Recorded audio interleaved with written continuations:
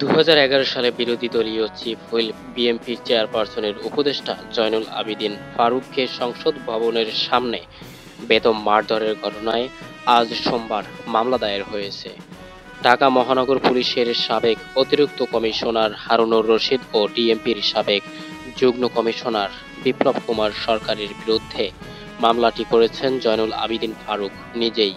শেরেবাংলা নগর থানার ভারপ্রাপ্ত কর্মকর্তা সজীব দে বলেন, মামলায় আসামি হিসেবে মোহাম্মদ হারুনুর রশিদ ও বিপ্লব কুমারের নাম উল্লেখ করা হয়েছে।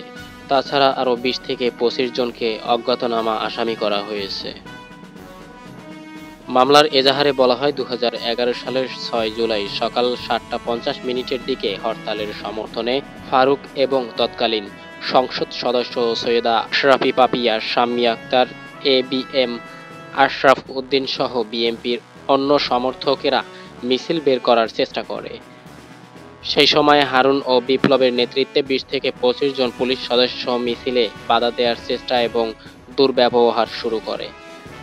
এজাহারে আরও বলা হয়, বিএনপি নেতারা পুলিশকে সংযত আচরণ করতে বললে হারুন ও বিপ্লব হত্যার উদ্দেশ্যে লাঠি দিয়ে ফারুকের মাথায় আঘাত করেন। সে সময় তিনি ন্যাম ভবনের সামনের দিকে দৌড়ে হামলা থেকে বাঁচার চেষ্টা করছিলেন, কিন্তু অভিযুক্তরা ফারুককে রাস্তায় টেনে নিয়ে যান এবং তার বুকে পিস্তল ধরে হত্যার হুমকি দেন।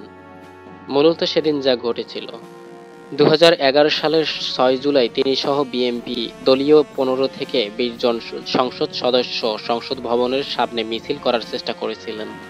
তখন তাদের বাধা দেন ঢাকা মহানগর পুলিশের তৎকালীন অতিরিক্ত উপকমিশনার মোহাম্মদ হারুনুর রশিদ ও তৎকালীন সহকারী কমিশনার বিপ্লব কুমার সরকার। এক পর্যায়ে তাদের নেতৃত্বে সংসদ ভবনের সামনে বেদম মারধর করা হয় বিএনপি নেতা ফারুককে। মারধরের সময় পুলিশের কয়েকজন সদস্য বিরোধী দলীয় চিফ হুইপকে লাথি মারেন এবং তাকে ধরে টানাহেঁচড়া করতে থাকেন। এ সময় ফারুকের গেঞ্জি খুলে ফেলা হয়। এক পর্যায়ে পুলিশের হামলায় তার মাথা ফেটে যায়। ফারুকের মাথায় রক্ত দেখে নারী সংসদ সদস্যরা তাকে নিয়ে ন্যাম ভবনের দিকে এগিয়ে যেতে চান। এ সময় পুলিশ আবার এগিয়ে এলে ফারুক আত্মরক্ষায় ন্যাম ভবনের দিকে দৌড় দেন। পুলিশ তখন আবার তার পিছু নিয়ে সেখানে গিয়ে ফারুক সহ সংসদ সদস্যদের উপর হামলা চালায়।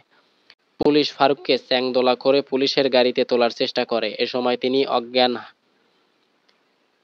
তিনি জ্ঞান হারিয়ে ফেলেন।